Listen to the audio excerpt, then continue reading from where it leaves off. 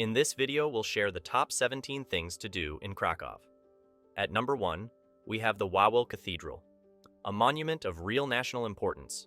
Wawel Cathedral is the site of the coronation and burial of numerous Polish monarchs, national heroes, and cultural figures.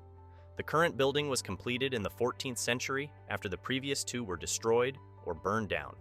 The cathedral has taken on a captivating variety of styles due to its many royal burial chapels. At number 2, we have the Kazimierz district. South of the Old Town, Kazimierz was a separate city for 500 years.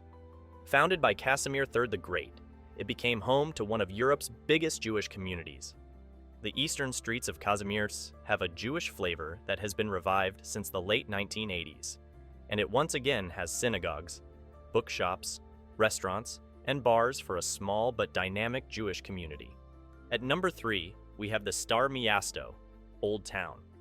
Krakow's oldest quarter is a planned city drawn up in 1257.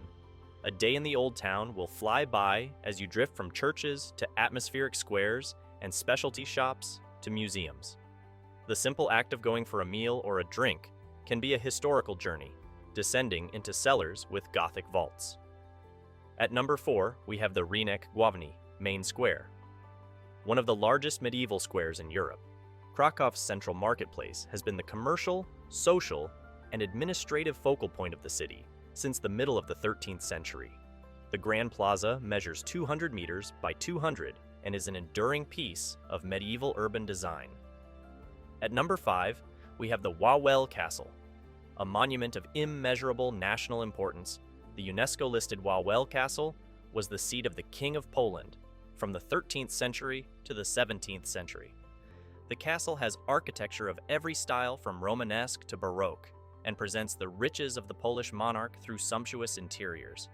At number 6, we have the St. Mary's Basilica.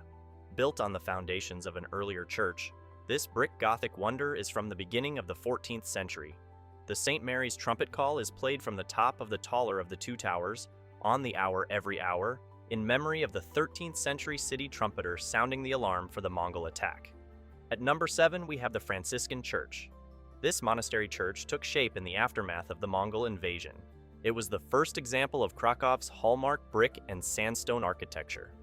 The church suffered a near-catastrophic fire in 1850, but that handed an opportunity to the artist Stanisław Wyspiański to work his magic. At number 8, we have the Cloth Hall. One of the symbols for Krakow, the Cloth Hall has existed in some form since the 1200s. A trading hall for 800 years, the Cloth Hall testifies to Krakow's position in the middle of Central Europe's medieval commercial network. At number 9, we have the Royal Road.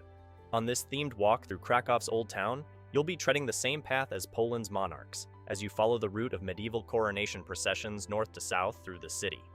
At number 10, we have the Manga Museum. You may not have counted on immersing yourself in Japanese culture in Krakow, but that's just what's on the menu at this museum across the water from Wawel. At number 11, we have the Polish Aviation Museum. East of the Old Town, the old Kraków-Rakowice-Chijini Airport dates back to 1912 and was commissioned for the Austro-Hungarian Empire. At number 12, we have the Stained Glass Workshop and Museum. More than a static museum, this attraction allows you to watch stained glass craftsmen making use of centuries-old skills. At number 13, we have the Planty Park. In the 1820s, when Krakow was a partially independent free city, the medieval fortifications that once enveloped the Old Town were dismantled. At number 14, we have Schindler's Factory.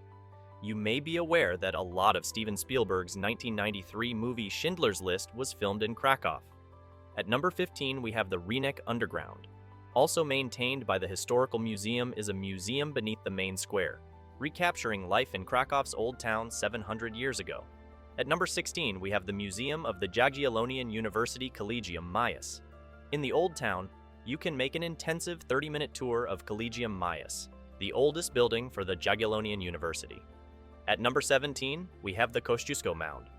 Tadeusz Kosciuszko was a Polish national hero, lauded for his resistance efforts against Prussia and Russia as they divided up the former Polish-Lithuanian Commonwealth at the end of the 18th century. So that sums up my top 17 things to do in Krakow. I hope you enjoyed.